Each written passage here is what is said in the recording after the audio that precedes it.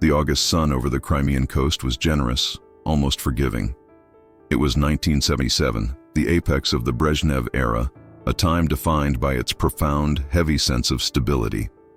For Viktor Petrovich Orlov, an engineer from the Tbilisi electro-technical plant, this stability was tangible. It was the Putyovka, the state-sanctioned vacation voucher that had brought his family to the Zarya, Dawn, Sanatorium in Yalta. The voucher, earned through his diligent work and spotless record at the factory's Komsomol committee in his youth, was a physical manifestation of his contract with the Soviet state. He provided loyalty and productivity. The state provided security, purpose, and 2 weeks of restorative sea air. Viktor was a man of medium height, with hair already thinning in a way that suggested quiet anxieties rather than advanced age. He was a man of procedure. He understood inputs and outputs, schematics and production quotas. His wife, Elena Ivanovna, a literature teacher at a Tbilisi gymnasium, was more attuned to nuance. Where Viktor saw the Black Sea as a designated zone for recreation, Elena saw the shimmering literary echoes of Chekhov, who had walked these same promenades. Their son, 12-year-old Pavel, or Pavlik as they called him, was quiet but intensely observant. He had his father's technical mind, but his mother's curiosity, a combination that, in their society, was not always an asset. Their life in the Georgian SSR was comfortable, a standard of living that was the envy of many in the Union. Viktor's plant produced components for the broader electrical grid, a non-military but sensitive industry. He understood his place. He was a good Soviet citizen, a registered party member, though not an enthusiastic one, and a man who believed, fundamentally, in the system's eventual correctness. The Zarya Sanatorium was a monument to this belief. A large concrete structure painted in optimistic white, it organized its guests with disciplined efficiency. Meals were served at precise hours in a vast hall. Medical procedures, mineral baths, light therapy, and prescribed walks were scheduled. Even leisure was structured. This was not a vacation of chaotic freedom. It was a vacation of restoration, designed to return the worker to their post with renewed vigor. The Orlovs settled into this rhythm. Viktor read Pravda cover to cover after breakfast. Elena reread Anna Karenina, and Pavel was left to the carefully managed confines of the sanatorium grounds, which sloped down to a pebble beach partitioned by concrete breakwaters.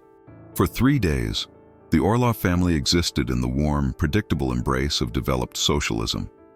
The initial fissure in the routine was almost imperceptible. It was not an event, but an observation. On their 4th day, while walking the main Yalta promenade, Viktor noticed a man. In a sea of Soviet leisure wear, modest swim trunks, simple cotton dresses, and sandals, this man stood apart. He wore light-colored linen trousers, a pale blue shirt of a cut Viktor did not recognize, and leather shoes without socks. He was smoking, holding the cigarette in the European fashion, pinched between his thumb and forefinger. They looked like Marlboros. Viktor felt a prickle of unease. This was not a Fartsovchik, black marketeer. This was something else. The man looked like a Westerner, perhaps one of the permitted tourists from a fraternal socialist country, like East Germany, or perhaps something else.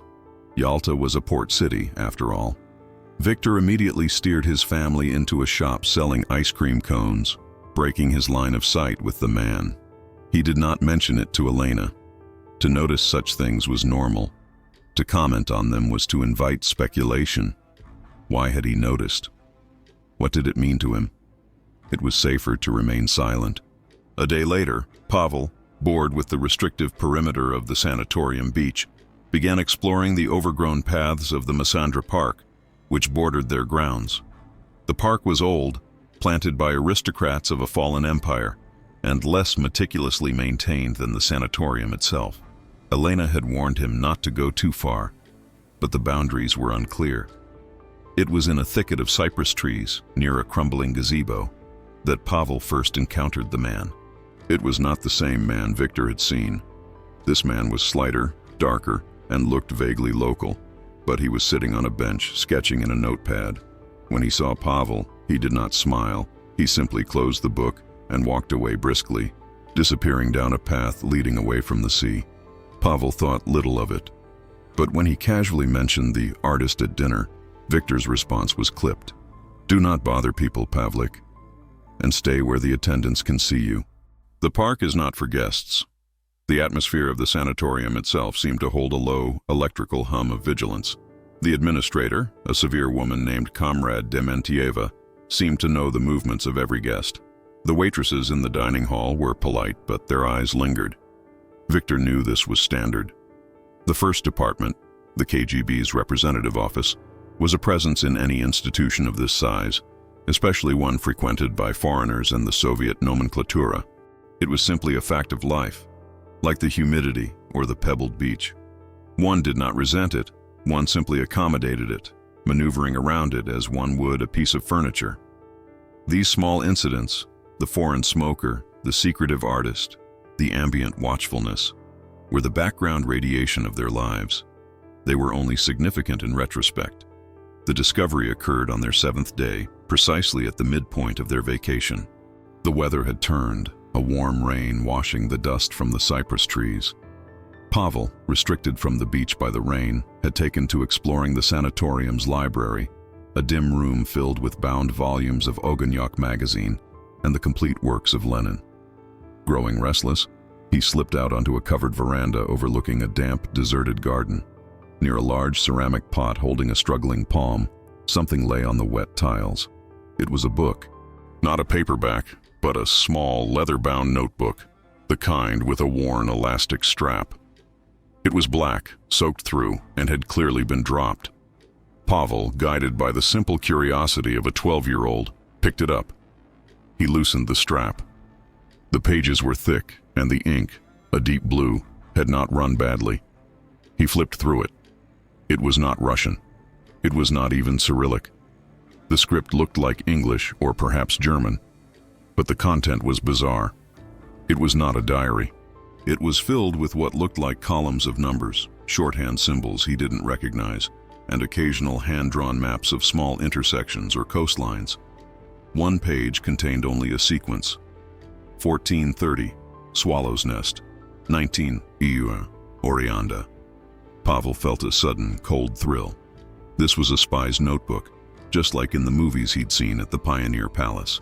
He ran, clutching the book, to find his father. Victor and Elena were in their room, listening to the radio. When Pavel burst in, holding the wet notebook, Victor's reaction was immediate and visceral. He did not share his son's excitement. He shut the door to their room, his face pale. "Where did you get this?" he demanded, his voice a low whisper. Pavel explained. Victor took the book with a visible tremor in his hands. He flipped through the pages. The numbers, the foreign script, the small maps. It was everything a Soviet citizen was trained to recognize as dangerous. This was not a lost diary. This was at best contraband. At worst it was evidence of active espionage. Elena gasped, her hand flying to her mouth. "Victo, what is it? Throw it in the sea." "Don't be a fool," Victor snapped, his fear making him sharp. "We can't. What if someone saw him find it? What if this is a test?"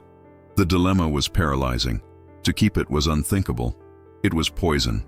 To destroy it was an admission of guilt, an act of concealment. To turn it in was the only correct option, yet it was terrifying.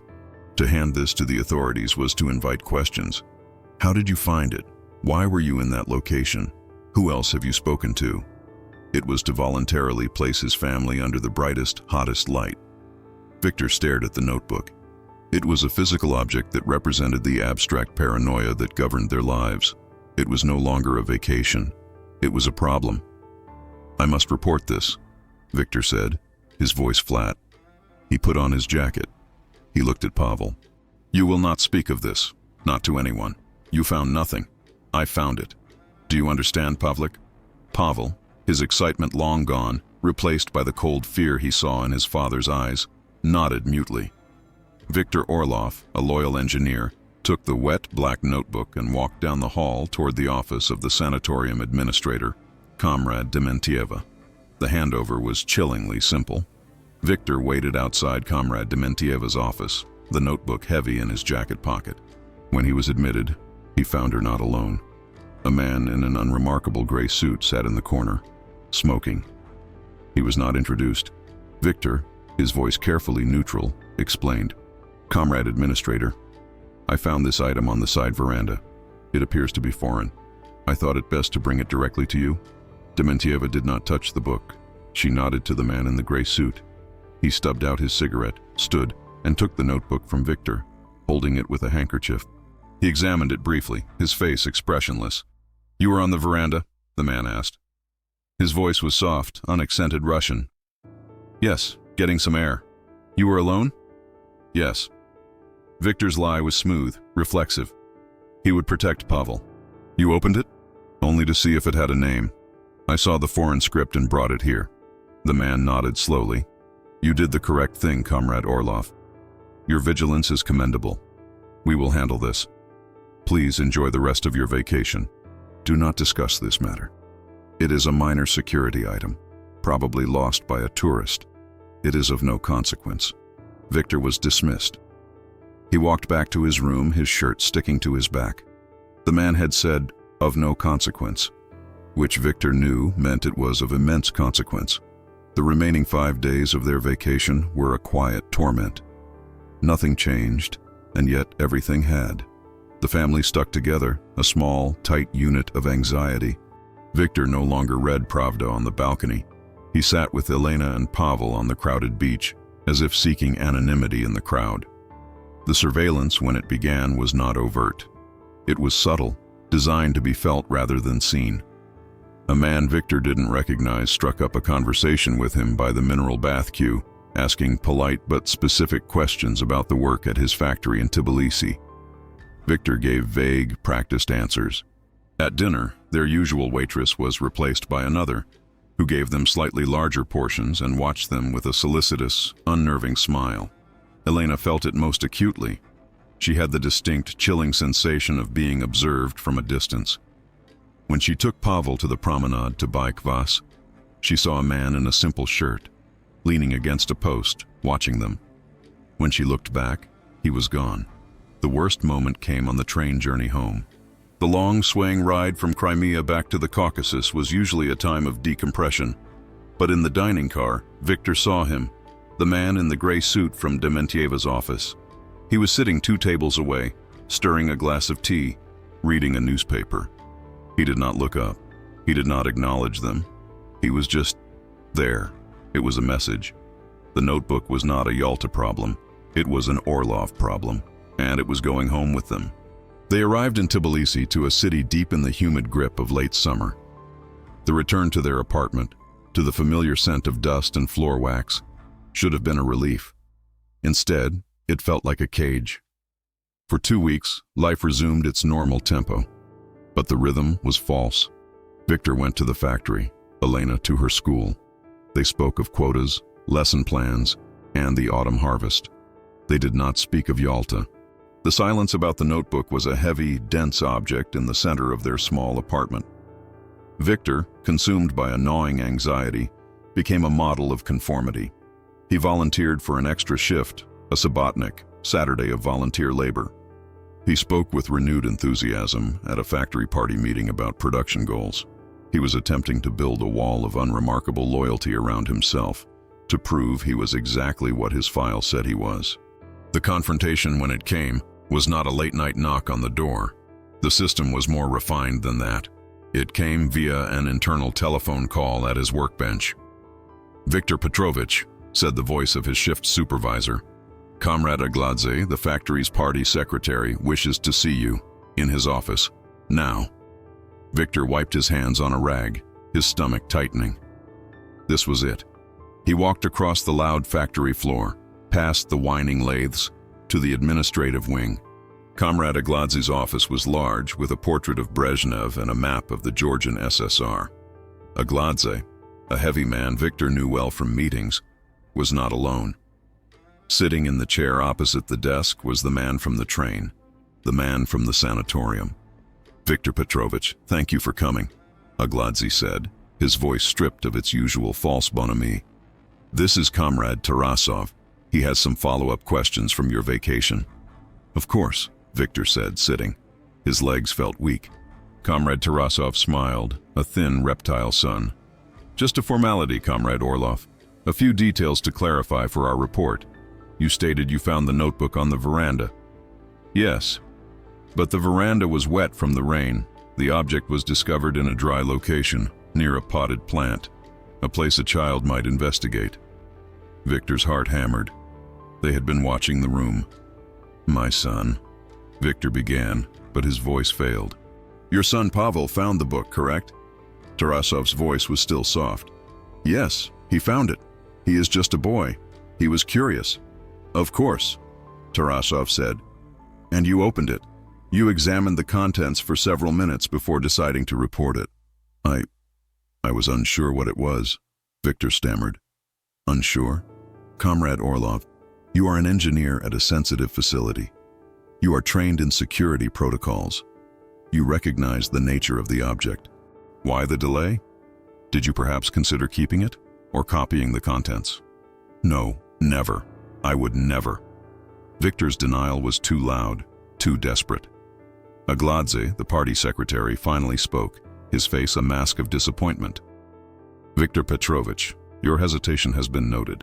It suggests a political immaturity, a lack of immediate, patriotic instinct. Tarasov leaned forward. The smile was gone. We are not concerned about the notebook, Comrade Orlov.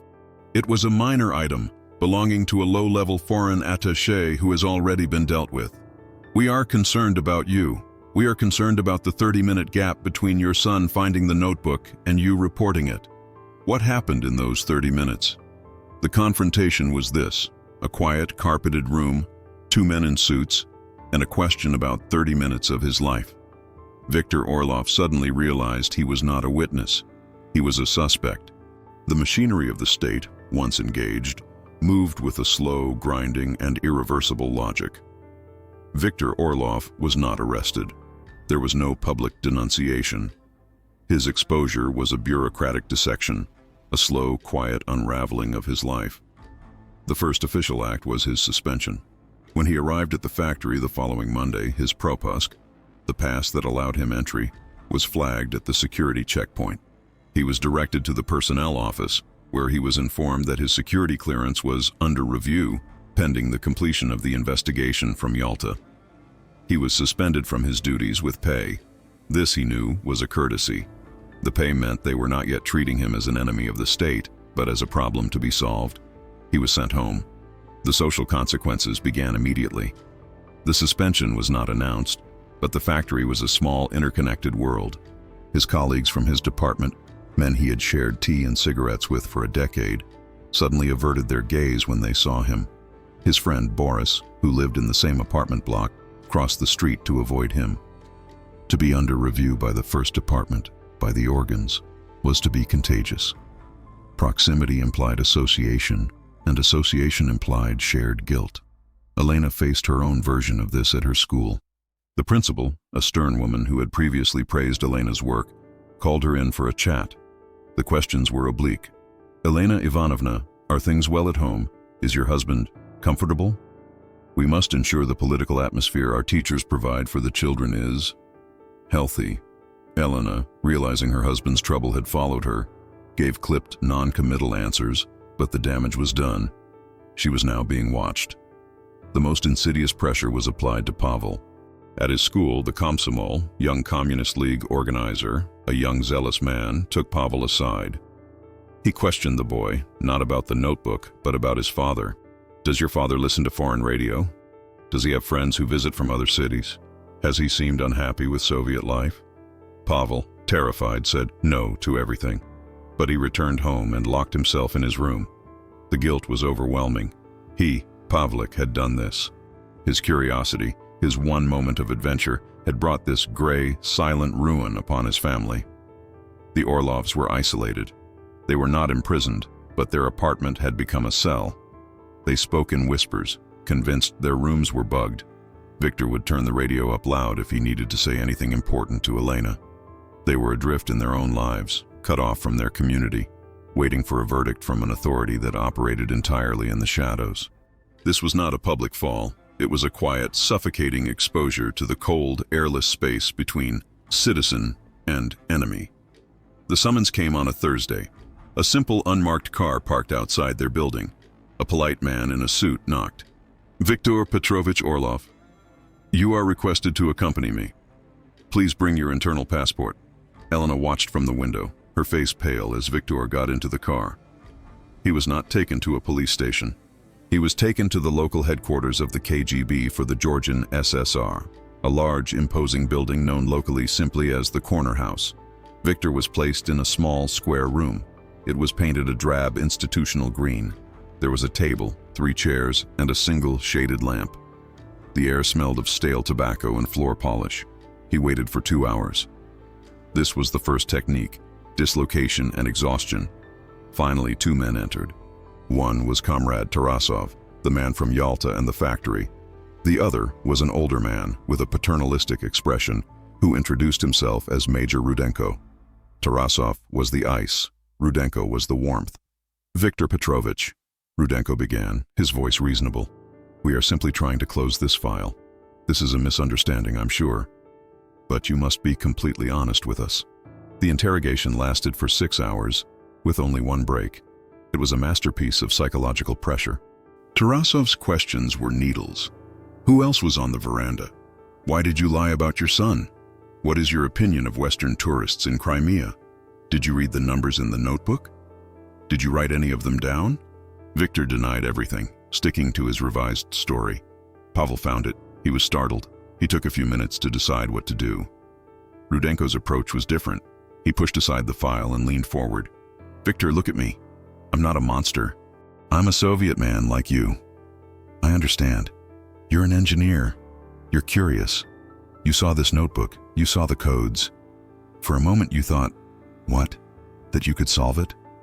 That it was interesting? No, I just wanted to do the right thing." "But the delay, Viktor," Rudenko said, his voice full of false sympathy. "The delay is the problem. A loyal man, a party man, his instinct is immediate. He sees a snake. He calls for help. He doesn't poke the snake. You poked the snake, Viktor. Why?" They moved on to his life.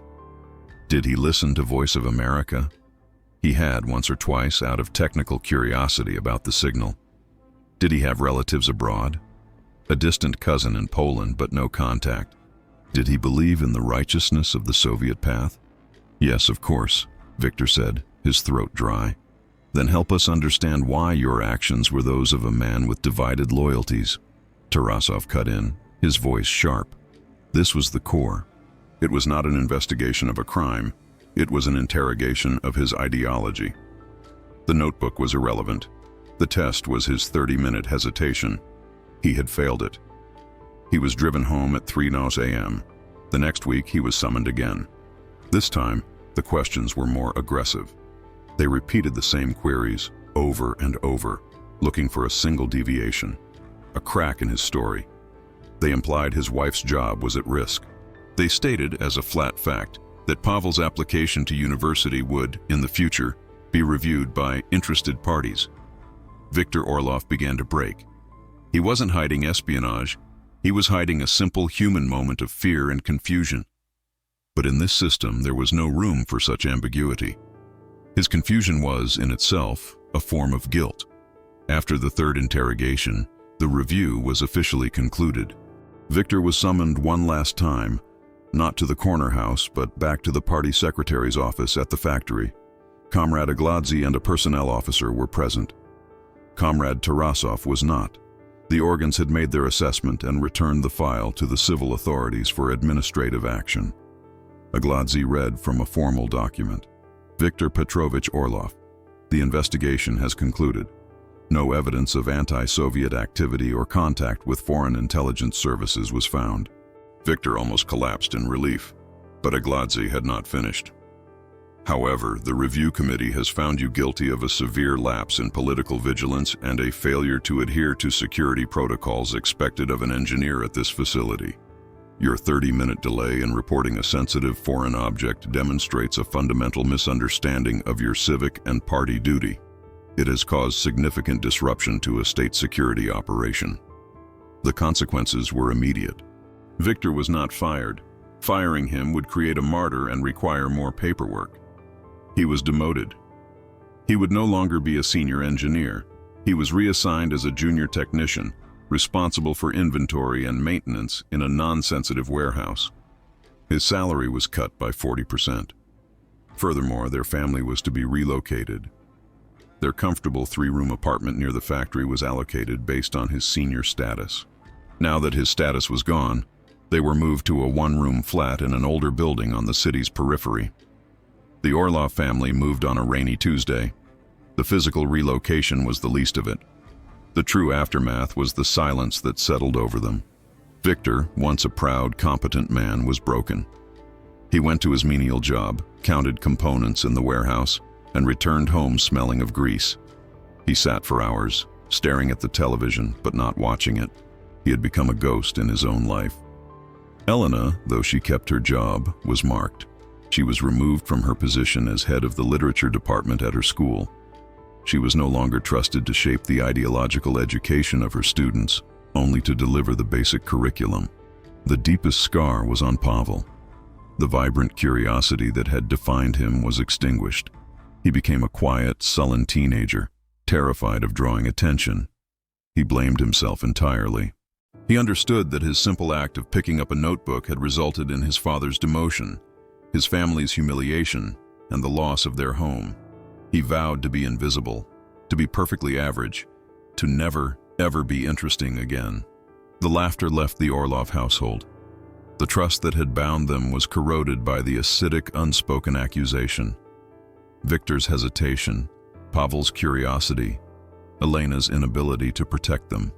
The family had survived, but the unit was gone, shattered by the weight of a 30-minute lapse. Years passed. The gray stability of the Brezhnev era gave way to the frantic, confusing energy of perestroika. The year was 1988. The Soviet Union was publicly examining its own history, its own mechanisms of control. The air was thick with new words: glasnost, openness, demokratizatsiya. Pavel Orlov was 23. He had not, as predicted, attended Moscow State University.